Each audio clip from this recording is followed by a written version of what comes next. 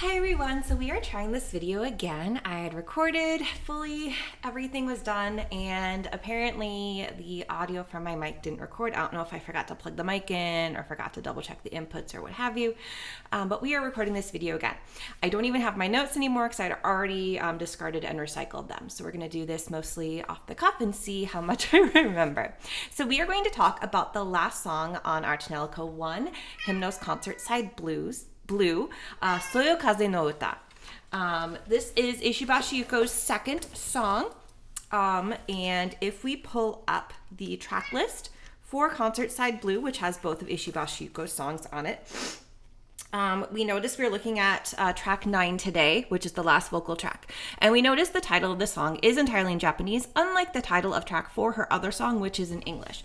So Song of the Gentle Breeze is a translated version of the title Soyokaze no Uta. Sneeze. And just like York of Love, the song also is entirely in Japanese as well. There are no hymnnos in the lyrics. So we are examining yet another entirely Japanese song. It is played in a very similar fashion, where it is the lute and Ishibashi Yuuko singing. So we don't have multiple vocal lines, we don't have a lot of instrumentation. We do get a little bit of extra instrumentation and a little bit of harmony here and there, more so near the end. We get some really interesting effects with some of the instrumentation, but for the most part, it is one of the more simple songs. As Tsuchiya Akira said, he really wanted to emphasize her voice without embellishment, and so we continue on with this trend with this song. So when this song plays in the game, it's actually the first full song you hear. So certainly we have the intro song, Singing Hill Harmonic Zeolia, right? We have that as the intro song with the intro music. But you can press start and bypass that. That's not played at the beginning of the game. It's the title screen. Before you get to the title screen, if you let it sit, you let that music play. And then when the game starts, you get the first 2 lines of Rig Veda, and then it moves on to OST music. And granted, there is Song of Paired Lives in the OST, which is a very hymn-like song, and we will talk about that when we move on to the OST songs. But the actual first full song you hear in the game then is Song of the Gentle Breeze, and it's about 8 to 10 hours into the game. Now, as I mentioned with York of Love, Claire wasn't originally, if you data mine, and originally planned to be a playable character. So whether this was always intended to be the first song, or whether there were different songs planned for her in the beginning, who knows? But what I find really interesting is that there are quite a few hymns in this game and quite a few very big bombastic songs that feel very large and heavy and really make a large impact. And I'm not saying this song doesn't make a large impact, but it is a very different type of song. So it doesn't set the stage very well for what we plan to hear in the rest of the game. It doesn't sound anything like either of these Ekperters. It doesn't sound anything like Linka. It doesn't sound anything like Suspend or Chronicle Key or Rig Veda or even Renation. So it's a very different type of song. And so my personal opinion on whether it really works as the first song of the game, we'll leave it at that. But what I will say, it's a very interesting choice to do because it's a very subtle song. It's a very quiet song. It's our only song that we've talked about so far that is going to be entirely in a major key. It's in the key of G major. So it's a very different type of song, even from a technical and musicmanship perspective, let alone overall atmosphere of it being a softer, more subdued song. And so that alone means it's, from a technical perspective, it's not very representative of the rest of the songs in the game. So it's a very interesting choice to be the first song that you hear in the game. When you hear it, you've been playing the game for, like I said, 8 to 10 hours. You've got your party has split at this point. You either have Oriko or Misha in your you haven't split the party yet. You're still in phase 1. That was York of Love I was thinking of. You're still in phase 1. You're still in the lower world. You haven't gone up back through Emphana, through the tower to get to Platina yet. And you're on your way to Singing Hill, a location. So Singing Hill is a location. It's not just the title of the song. And Shirley actually made Singing Hill after experiencing oh, cool, you have a Singing Hill and a Star Singer platform in the colony ship in Arno Surge. I should go make one of those. And it's really cool the way they tied that back together. But anyway, so you're going to go to Singing Hill to go look for some stuff and see if you can find a way to get up the tower, see if you can find information and all that jazz. And Claire overhears this as you're in Airport City Nemo, and she's like, hey, I think there's something in Singing Hill. Since you're going there anyway, could you bring back some Euteria? And Euteria is a common material in a variety of Gus games, variety of Atelier's games, the Exapico series, throughout, all the way through Ciel no Surge and Arno Surge. It is canonically a very efficient type of metal. It's lightweight but strong, so it's kind of contradictory. There's really nothing like it in our world. And she actually uses it. You bring it back, and she asks you to Grathmeld, which is the crafting system in tonelico. She asks you to Grathmeld harp strings or lute strings for her. And so you make lute strings out of this beautiful, like perfect metal material. So these strings are not going to snap, but they're going to be easy to play. So it's really, really cool. And then as a reward, she sings this song. And this song is about how even in a ruined world like Social, where, the entire surface of the planet is toxic, everybody, is living, either in the lower or upper world of the tower where, it's been completely terraformed. And, there's not enough room for everybody. And, the hexagonal plate fell down, for God's sakes. Like, this is not a great place to live. And especially, when the tower goes down, then you go off to tonelico too. And when Shrelia sings Suspend, like, she literally causes the tower in tonelico 2 to fall apart and, break. Like, even in this horrible ruined world, we can find joy, we can find beauty. And that doesn't have to, you don't have to mean that everything is happy. You can find beauty in even sad things, even depressing things, but, and which is, fair. The song is soft, it's subdued, it's quiet. It's showing that we can find beauty in all these different things, even happy things and sad things. And, you can always look back on a sad memory and be like, well, I was happy. Like, I can see how that made me a better person. Or you can look back on a happy memory and grieve that it's gone, but be glad you experienced that happy memory. It's kind of like when you look back on past relationships after you've gotten over the heartbreak, you had those great times with that person, and so you don't regret them anymore. So, having these wonderful memories, that's what Soyokaze no Uta is all about. And so we're going to talk about this song piece by piece, as we do. Because I don't have sheet music for it, as it's one of Claire's 2 very simple songs, we're just going to go through piece by piece. In general, again, this is lute and vocals with some extra pieces put together in the key of G major. Again, it's a major key, which works. I've mentioned before how major keys can make songs sound obnoxious, but remember, this is a very subtle and subdued song, so it's not in your face about being in a major key, so it works in this case. And the reason why I would say this is definitely a major key, first of all, you can definitely hear how it is a bit happier than some of the other songs that we've listened to, but also the very first line of the first verse starts and ends on the tonic note of G. So you don't really get a better obvious case than that. And then it is in 3/4 time. Now, when we talk about 3/4 time, we can sometimes say, well, is it 3/4 or is it 6/8, right? We can say, because 3/4 is 1, 2, 3, 1, 2, 3, 1, 2, 3, where 6/8 is 1, 2, 3, 4, 5, 6, 1, 2, 3, 4, 5, 6. You're still, whether you emphasize 1, 1, 1, 1, or you emphasize 1, 4, 1, 4, you have that same rhythm. The difference is in 6/8, you have this 1, 2, 3, 4, 5, 6. As I've mentioned, this swaying feeling. Whereas in 3/4, you have more of a waltz-like feeling. 1, 2, 3, 1, 2, 3, where each measure has the potential to do a reset. And in this song, I personally think 3/4 really works, but it's up to what the composer intended, and as a listener, how we feel the rhythm is portrayed. The reason why I think this is in 3/4, not 6/8, is because there's some parts where there's extra beats or an extra measure, and so we don't get that. If this were in 6/8, we'd have that pair, that 1, 2, 3, 4, 5, 6. We'd have that pair. And so you'd have an even number of, if you were to say 1, 2, 3, 1, 2, 3, you'd have an even number of them. And every once in a while, you stick an extra beat or an extra measure in there to make an odd number, which doesn't really jive well with the 6/8 feel. Also, if you listen to the lutes, the chords in the lutes as she plays them, or as the instrumentalist plays it, it has that waltz-like rhythm.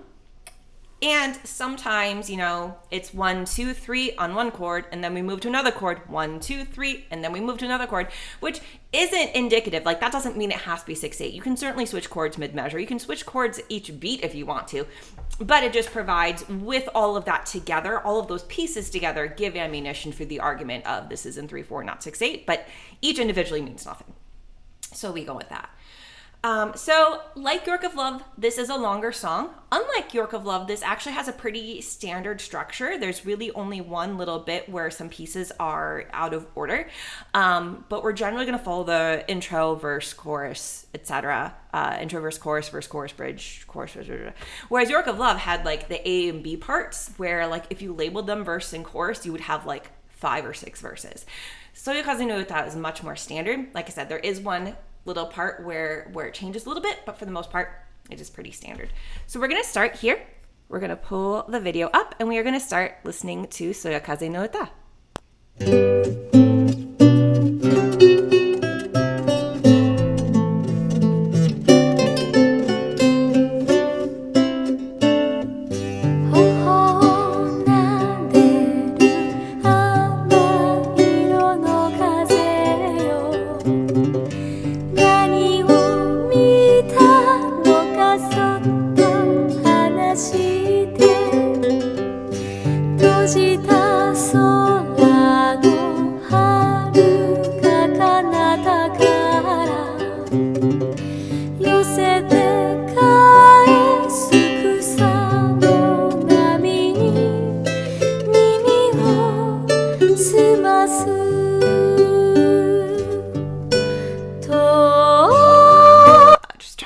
'Kay.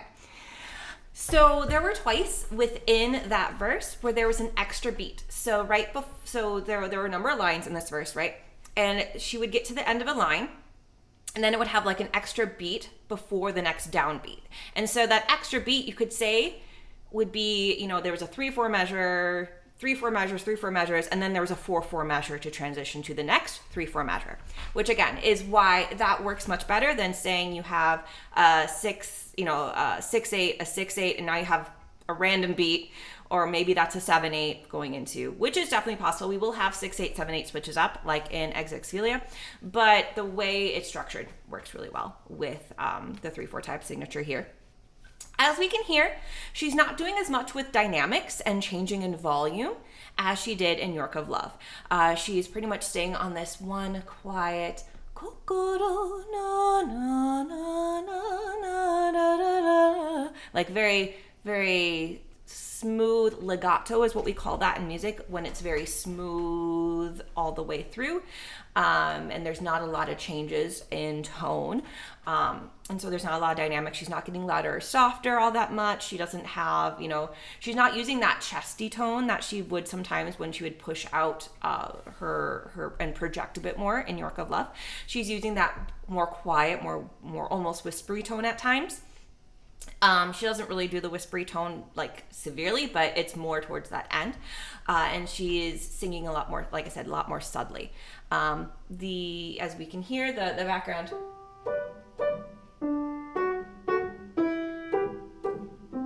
right? You can hear that waltz-like rhythm with the lute in the background once the verse starts. Certainly in the beginning, it has its own little, intro riff that it plays. But once the vocals come in, it's a very standard waltz-like chord progression. And then we move on to the chorus. There's not a lot to say, right? It's very simple, very elegant, very subdued, but it's very, technically, it's very standard. But then we move on to the chorus, and there's quite a bit more to say about the chorus. So I will back up because I went a little too far.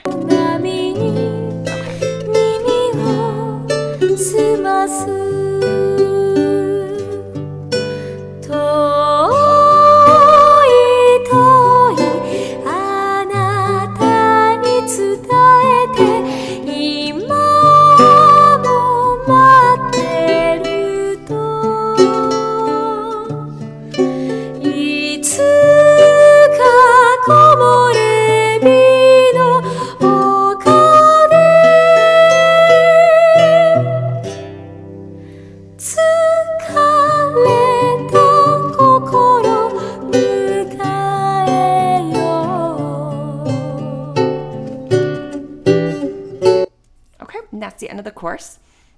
So there are two things I want to talk about with the course. The first I want to talk, it starts. Right. That's an octave, and that's a very hard jump to make. And it's emphasized, I want to emphasize how hard that is specifically because where we're going from a D4 to D5. Is specifically where we're going. Middle C is C4, and then we count the octaves down 3, 2, 1. We count the octaves up 5, 6, 7. A standard alto range is about G3 to C5. A standard soprano range is more like B3 to maybe F5.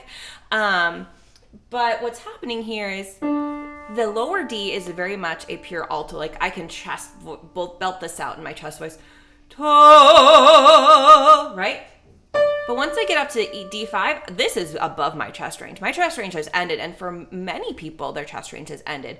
This is where maybe they use their mixed voice, which you have to really train and work hard to develop a mixed voice. Or if you don't have a mixed voice, this is about probably a pretty low for a head voice, but you can get this in your head voice, which would be, I don't even know if I can sing in head voice anymore. It's been so long. I've been using mixed for so long. I can barely sing, but I would default this into my mixed voice, which is what Ishibashi Yuuko does. But if you haven't trained a lot and you haven't practiced a mixed voice, you would be going in between ranges. You'd be trying to go from from chest to head voice. And it is really hard to switch ranges on a single note. There is actually a technique for doing this in, for example, Roar of Earth and Heavens in Ciel No Surge. The singer there, uses this stylistically. Sorry, the cat is jumping on the stand I'm using for a laptop. That's okay. Yana, can you back down, please? She actually uses it, and I can't even demonstrate it because I don't know how to properly do the technique, but she's switching ranges even on a single note. I'm going to try. When right away in the first verse, she gets it. I can't even do it, right? Like it sounds like a little hiccup in there, right? Because you're switching how you're singing the notes, and it doesn't really work. But it's very indicative of old-fashioned singing. Old-fashioned Japanese, Chinese singing does that. Old-fashioned Native American music does that. Many of the older, ancient singing, that is a technique. I don't think it's purely throat singing because you are switching ranges, and throat singing does imply you're staying in that same deep chesty range, but you are switching between your chest and head voice. So it is a very, very jarring sound because you are actually, something is flipping in your throat. For those of you who have played instruments, I liken it a lot to, I played flute, so I don't have personal hands-on experience with this, but in band, the clarinets always struggled, and I think it was between a B flat and a C. It was called going over the break. And when they went over the break, it kind of sounded like a wet fart sometimes, because it would, you'd hear just jumbled notes come out because they couldn't do it cleanly. Whether they're switching I played flute, and so you use the same fingerings for the same note an octave higher by changing how your embouchure a little bit and how you push your breath through. I'm not sure if that's, I think with clarinet, you're just somehow with the way the buttons are, I don't know. But there's certainly, even with flute, there was a little if you didn't get the breath and embouchure right, you kind of it didn't hit the note right the first way, and you kind of had a little bit of a sputter on your way in. But it's very much like going over the break in a clarinet, or not getting the octave right on a flute or another instrument, where you're struggling to get that preciseness, and so you're getting a very audible. That's the thing. It's an audible transition between the notes, where we shouldn't have that audible transitions. You trained in band to be able to go over the break cleanly without making that noise. You trained to be able to play those higher notes, that higher octave in the flute or the lower octave in the flute, without making that mistake and getting the breath and embouchure wrong the first time, right? And as a singer, if you're doing those octaves, you are training to make sure you can hit those octaves without making it sound like you're switching ranges, or you're training yourself so that you can hit them all in the same range. And so Ishibashi Yuuko does this. She is hitting it within the same range. She's using a very developed, very highly practiced, potentially very highly trained mixed voice to hit both notes. Now, a mixed voice Can't go as low as a chest voice in many cases, but since it does use aspects of the chest voice, it can borrow some of that power on the lower notes. And so you can, mo, mo, like you can hear the difference. I'd sing the first one in my mix, my second one in my chest, and not just the volume difference, but there's a definite like a power and tonality difference there. So if you really want to hit a lower note powerfully, you're going to use your chest voice, even if your mixed voice is very highly trained.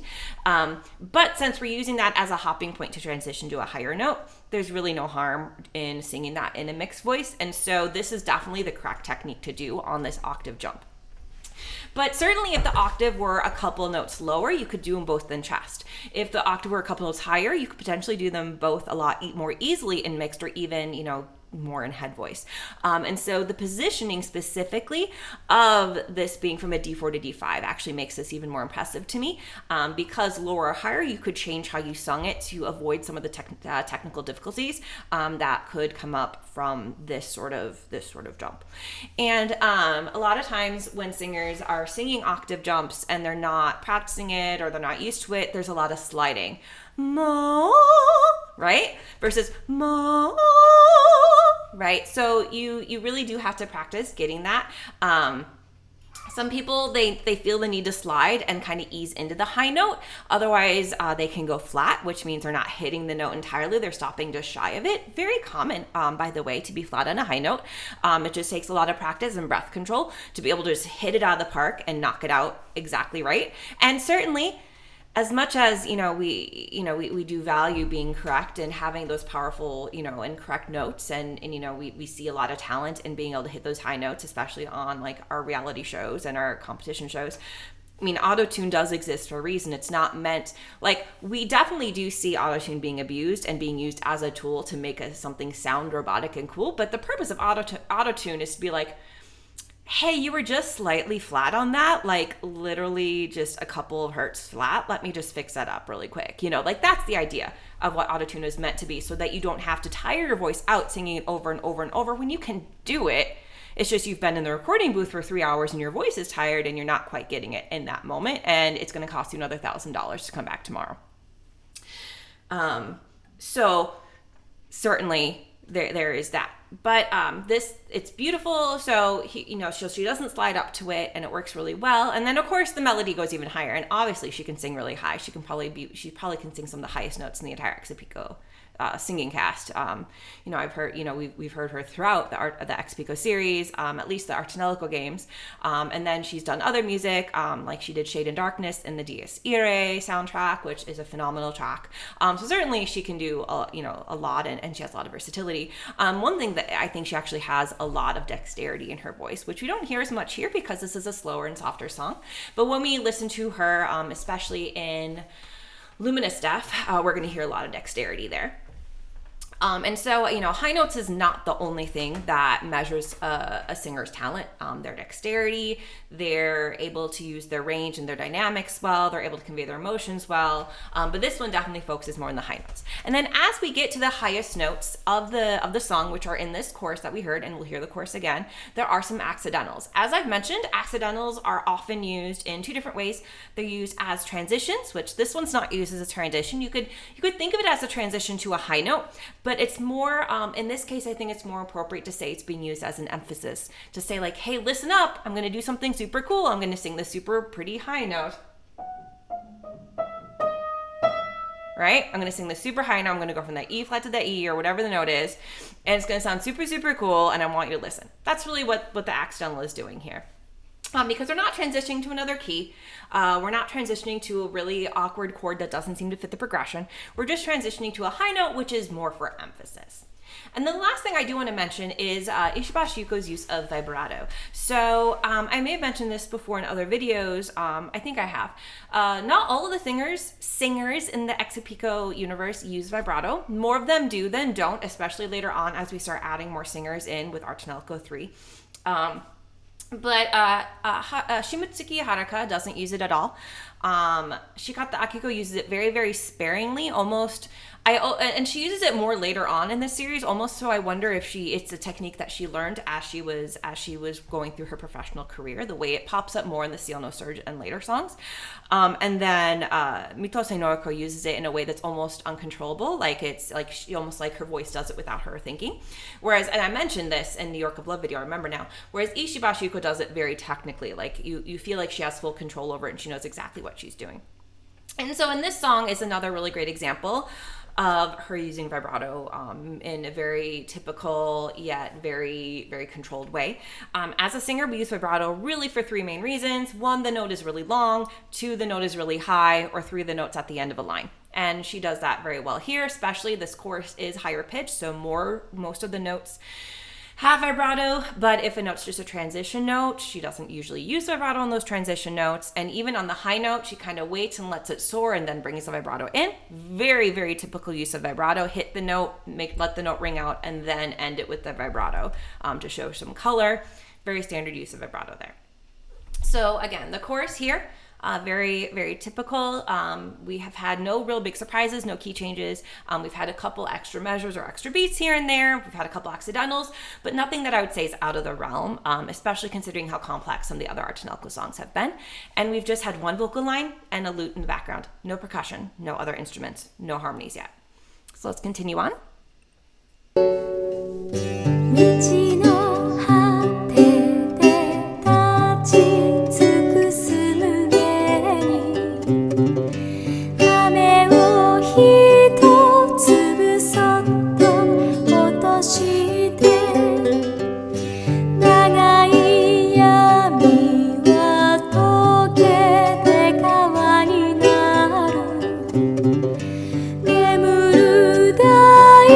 地ゆり起こして春を告げる So that was the second verse. There's really not much to talk about except that it continues all the things the first verse did.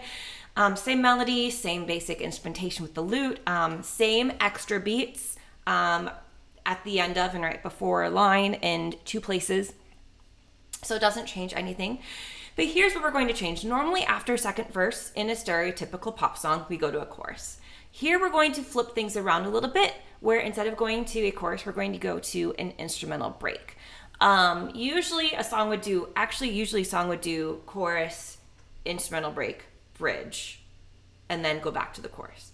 So we're going to just slide that instrumental break part forward, and then we're actually going to slide the bridge part forward as well. So we're going to take the instrumental break and bridge, and we're going to slide them forward, and that's where we're going to hit now. Bridge before instrumental break, my apologies. We're going to take the bridge, and then we're going to take the instrumental break. And so we're going to flip the order of them and slide them before the chorus. 答えは手のひら握りしめている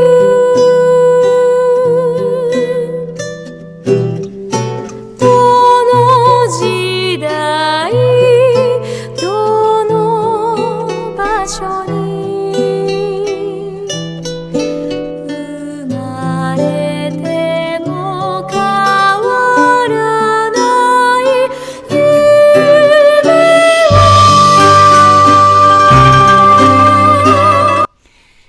And so that was what we would typically call a bridge, but we've placed it in a different spot than normal. Totally fine. We're just rearranging a few pieces here. All the pieces are still here though. The bridge itself was still just vocal on top of lute. As you can hear, as we're transitioning the instrumental break, we're going to get some more complexity. But for here, we just have the vocals on top of the lute. We have a different melody here. Obviously, a bridge generally has a different melody. That's why it's not a verse or a chorus, because we're not repeating that. And one thing that this does is it brings more of a solemn, like the whole song is very subtle, but this brings more of a down feeling. There's more minor chords here. There's more like of a sadness sort of feeling here. And like I said, the song is about how we can find beauty in a ruined world, right? And so again, beauty doesn't have to come in happy things. Beauty can come in sad things too. Like you can cry at a sad song and think the sad song is gorgeous. So I think that tonal, I don't know what the lyrics mean. I'm not a Japanese speaker, but I think the tonal shift fits the theme of the song here really, really well. One thing that I like what this bridge does, this whole song has a very classical feel, and I'll get more to like the origin of that classical feel as we go through the instrumental break here. But one thing that this bridge does that really brings that in is she sings deconstructed chords. No, what does she do? Like she does that. I can't think exactly of the notes she sings, but more than once throughout this bridge, she actually, takes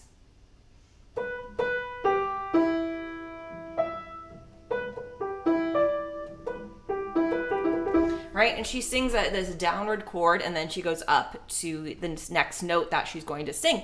And so by having these deconstructed chords, she's really emphasizing, like, yes, the lute is playing the chord in the background. That's the point of the lute. The instrumentation is to set the stage so that the melody can feel like a coherent, cohesive collection of notes. If you didn't have, like, if you just sing something a cappella, certainly, as long as you're within a key and there's no key changes, certainly, it would sound fine. But especially after a transition where you're starting to sing something a little different, having that lute in the background or a guitar in the background or a piano in the background, you're going to have that chord that's going to tie together and be like, this is the key we're in.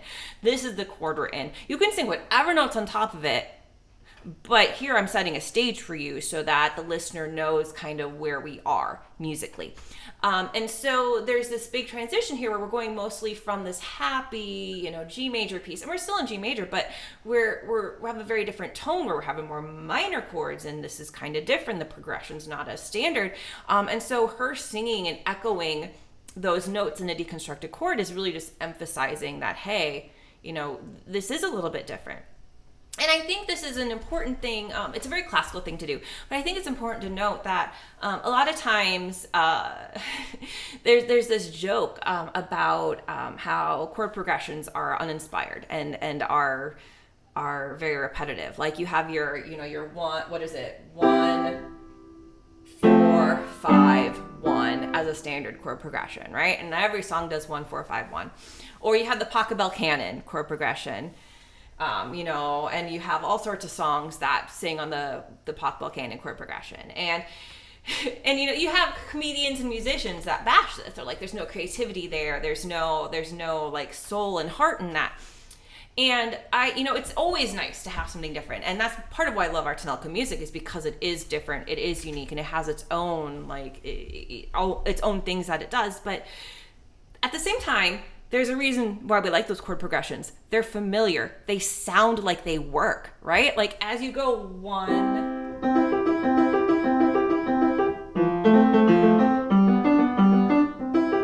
like that sounds like it fits, and I could put nearly any melody on top of that in the key, and it would, the chords are in the key. The chords transition back and give a good progression back to the tonic. Like that musically and technically, it makes sense. So why don't songs do that, right? So what's happening here is we had a more standard chord progression in the verses and choruses, and now we have a less standard chord progression. And so it sounds a bit like, wait a second, this, unlike a lot of the other tonelico music, especially the ones we've listened to, this sounds like a lot more normal, and all of a sudden you're getting us out of this normal feel. Now what's going on? And so she's emphasizing those notes, and those, the chords are still in the key, but the progression between them is different. So she's emphasizing that and helping you come to terms with that a lot better by singing those notes too. So I think that's a really smart move, and it also emphasizes, like I said, how the mood's a little different here. But notice the bridge is a shorter section, and we're transitioning back into a instrumental break here. And this instrumental break is going to take the verse structure. We're going to take the chord progression and main melody of the verse, and we're going to run with it. So we're going to take, we had this short bridge section that was a little sadder, a little more solemn, had some different chords in it, had a slightly different progression, the notes were different, and now we're going to go back to our regularly scheduled programming. And so the way that the emphasis worked allowed that to be kind of like self-contained, maybe isn't the right word, but allowed it to jive a bit better in its own space, so that you understand, like, hey, we're not doing deconstructed chords anymore. We're back to the verse. Okay, we can relax again now. We're back to the familiarity. And that's a lot of what music does that's why we have verses that have repetitive melodies. That's why we have choruses that repeat, is we like that familiarity. It's pleasing to our ears. It makes it easier to listen to, especially, some of us, this song is almost 20 years old, right? So some of us have listened to these songs for 20 years. I am one of them, right? But the first time you listen to a song, it has to make some sort of sense. Otherwise, you don't listen to it again, or you don't get a good feeling from it, and you put it away and you don't listen to it again. And so trying to create a song, have a chord progression and a melody that makes sense, has structure that makes sense, to try to have the more non-standard parts make sense by making musical choices around it, transitions into key changes, accidentals into high notes, slightly different melody on the bridge to emphasize a different chord progression, right? So it's all mitigation to help that work in your head and in your ears. That's the entire purpose of a lot of that. And it's why a song like X Fear No Surge is one that's so good. Like, you see like a ton of YouTubers reacting to it because it does the exact opposite. There's no transitions, right? There's nothing musically tying everything together. And all the reactors, that many of them classically trained, there's an opera singer that reacts, there's a composer that does reacts, and they're all like, what the heck is this? This is like, and I know some of them are almost, they look like they're almost musically uncomfortable because it doesn't have those components that I'm mentioning that this song and many other songs that we've talked to have had. So now we're going to go, and of course, we will talk about X Fear No Surge. There's a lot to talk about X Fear No Surge when we get to it, and it's making me very happy. It's one of the last songs we talk about because I have no idea how to talk about that song. There's a lot going on in that song. That's one of those songs that you really have to sit and dissect to even understand what it's doing. The pieces are so incoherent and incohesive. So we'll have a couple years worth of material before then. So I'm happy about that. But we're going to go into the instrumental break here, which the instrumental break, I think, more than anything else in this song, cements the feel the song is trying to give. And before I say it, I'm curious to know if you hear it too as you pay more attention to it.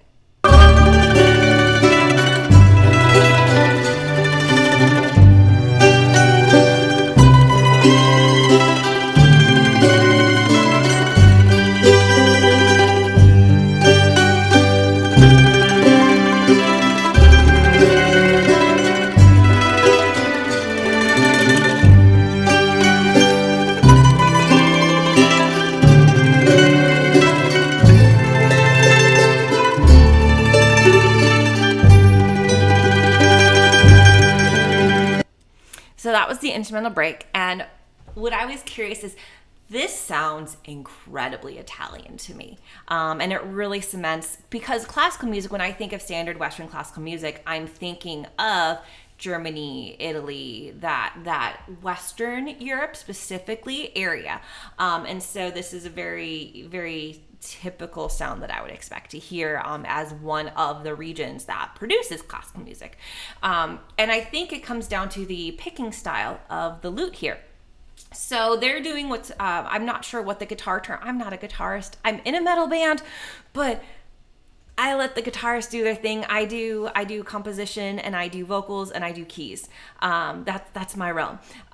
But to me, based on the music theory of the instruments that I know, and I played flute in band, as I've mentioned. So based on the instruments I know and the musical terms I know, I would call this a tremolo picking effect. I know there's a name for it in the guitar community, especially. I know I've heard my bandmates in my metal band call it something else, because they do it too, but for a different reason. Like they're really trying to get that heavy like effect on a single note with, I really wish I remember what it was called, but they're doing tremolo picking is what I would call it, where they're picking that same string with that same, that same finger on that same fret over and over and over to get that same note, but like sounding.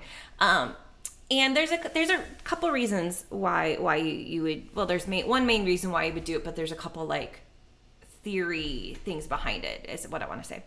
So as I've mentioned, Ishibashi Yuuko has vibrato. You've heard me sing here and there as I've emphasized and demonstrated parts that I want to demonstrate as well. I have vibrato as well. I have to make a conscious effort to not sing vibrato because mine is very, very natural. But when you have an instrument, vibrato is okay. So vibrato is in your vocal cords. If you sing, I don't know if I can even show it. My voice box. My voice box is actually moving. So it looks like my chin is moving as well. My chin is not moving. I keep my chin still. But the voice box is moving so severely that it's causing, because I'm fat, because I've gained like 60 pounds in the past 10 years. Because I'm fat and I got a lot of fat around here. I'm trying to lose weight. But because I'm fat, it's causing all the fat and everything else around it to jiggle. So it looks like my chin is moving and it's not, I promise. My voice box is physically moving. There's physical movement going on causing that vibrato. And on a higher, and so as you talk or sing, even without vibrato, you feel movement. You feel like a vibration, but it's a very, very fast vibration. Adding vibrato is adding like a more so here you have your normal like buzzing, and then you add like, I guess is the best way I can describe it. I don't know. But you can do a faster or a slower vibrato on the same note, depending on how much control you have over it. I'm kind of in the middle. I can if I really, really think hard about it, but then I overthink it and sometimes it falls apart if I try to control my vibrato too much in that way.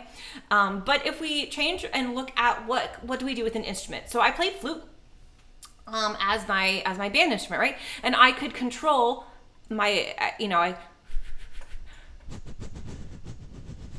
can control how my breath came out and mimic a vibrato like sound. If I didn't control it enough and I actually stopped the breath in between each little puff, rather than just decreasing it, it sounded like I was playing a bunch of staccato notes. Or if I didn't decrease the breath enough, it just sounded like I was changing my volume a little bit. So instruments can have like a vibrato like thing, but on something like a piano where you literally just like, I could go and start like you can't see it because my mic stands in the way. Here we go. Right? It doesn't do anything because I've pressed the note down. Right? So you can, if you strum a guitar, you can strum it and then kind of twist it, but your finger gets really tired and it doesn't produce that much of an effect. And really most of what people do with that is they put it down and then they pull it to kind of do a right? On electric guitar, you have the whammy bar that can go to get kind of a vibrato like sound, but that's also used more for like an effect. And I mean, vibrato is an effect, but it's it's not really used in the same way vibrato is used usually. So what we have then for instruments that can't do vibrato is where I'm going with this. For instruments that can't use vibrato, we try to think what can we do to give that same because vibrato is giving color and a change. It's like you're keeping the same tone, you're keeping the same volume, but you want to give some color so that you're not just doing, for example, that's a boring melody, right? It's a very technical, this is probably the first thing you learn when you start to play piano, but that's boring AF, right? So what do we do to give it some color, to give it some differentiation? Well, we can do tremolo, we can do some runs, right? We can do some runs in there, we can do some trills in there, or for something like a guitar, you can pick it really fast and add tremolo. And that's what this musician is doing with the lute, which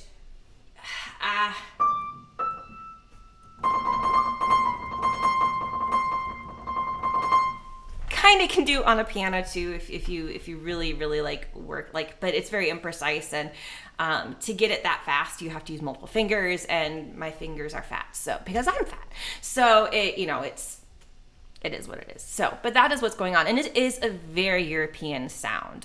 It's a very, specifically, it gives me an Italian feel, the way it's used in this song.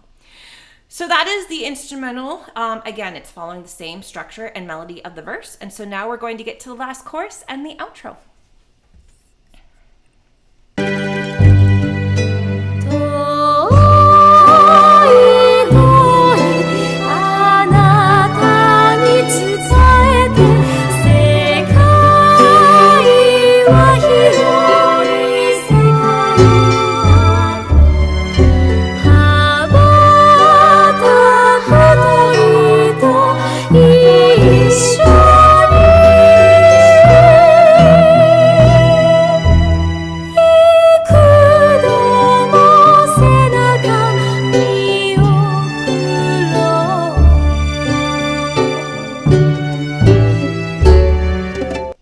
'So that was the chorus, only the second time we've had the chorus.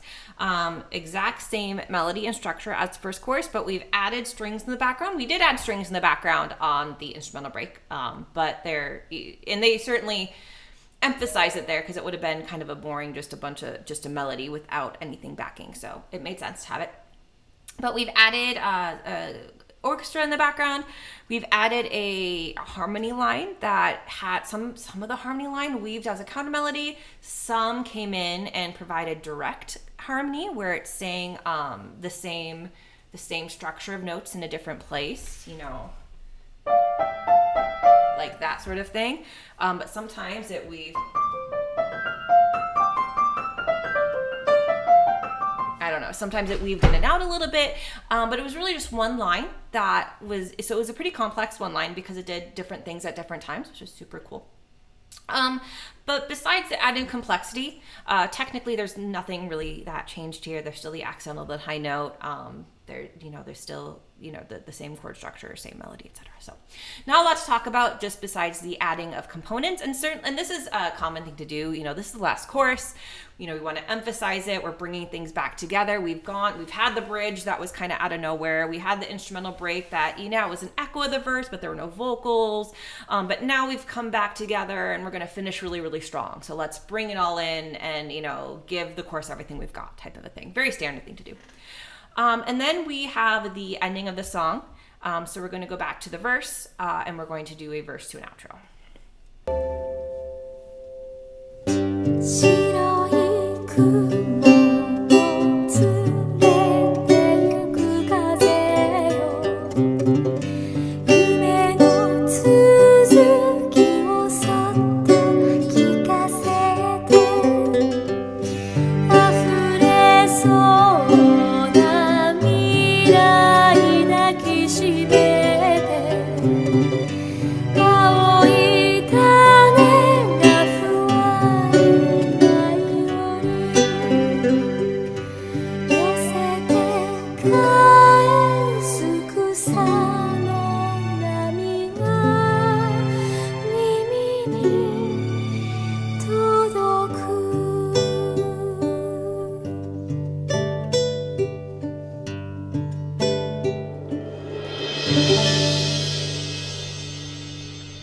So at the very end of this is like verse 3, we had then our outro, which was just a couple extra lines of melody and a cymbal. Really, we had our verse 3, which again, it's pretty non-standard to have a verse at the very end of a song, but not out of the realm of possibility. I've heard songs do it before. And then just a couple extra lines. And once the verse ends and we have the next extra lines come in as our outro, we start with the ritardando, which is just to slow down. And when we slow down, we either slow down to a note that we hold like a fermata, or we slow down to a slower tempo to end a song. And that's what's happening on here. We're slowing down to a slower tempo to end the song. And we're kind of doing an echo of the verse a little bit here. We're extending the verse almost as our outro. We're not inventing a brand new melody or chord progression. We're borrowing from themes we've already introduced in the verse to keep that cohesion going. And we do so. And then we end it with a cymbal to be like, we're done. Cymbal, and then we're done. So really there's not much else to talk about with this song. That ending was, we had, the verse 3 started very, very typical. We brought in a little bit of the orchestra just because we had introduced it and we didn't want it to fade away, but it really just provided a little bit of atmosphere for the second half of the verse. It didn't really create have a big impact like it did in the instrumental break or the chorus, because now, we had the big chorus and now we need to back off to transition to the end of the song. And so that's what we're doing. We're singing the verse to transition to the outro, which we're slowing down on to say, hey, we're transitioning, we're backing off, we might be ending the song soon. Okay, we're slowing down, we're really ending the song soon, and then we end it. So very typical way to transition to the end of a song. Okay. Hopefully this version of this video works and uploads and you can hear my voice, because that did not happen last time. I'm unsure if I will get the next video done by Monday, just because I had to change the way I was doing things to redo this entire video. So we will potentially see. I will upload this out of sync, but we will see if I get a video up on Monday. We will be moving to Concert Side Red, Exec Linka. If that is the case, I have those notes already printed out, because that was a video I was going to record right now instead. So we will see. We will see if I get that. No promises. But as long as things work, we will be back to our regular scheduled programming then. All right. So now we finished Concert Side Blue. I would love to hear your thoughts about Shikata Akiko and Ishibashi Yuuko's contributions in general, and Misha and Claire's impacts in general, and how, obviously they had to come up with what singers are going to be on side blue and what singers are going to be on side red. Do these two singers seem to jive together? Does it make sense that these two singers were paired up together, or would a different pairing make sense for you? Now that we've gone through all the songs and talked about how the two vocalists complement each of the songs and how they're similar and different, does it make sense that these are the two that are paired on side blue? I think that's a really interesting thing to think about. And until I pose this question at this moment, not something I thought about either. So really interested to hear your thoughts, and I will see you next time.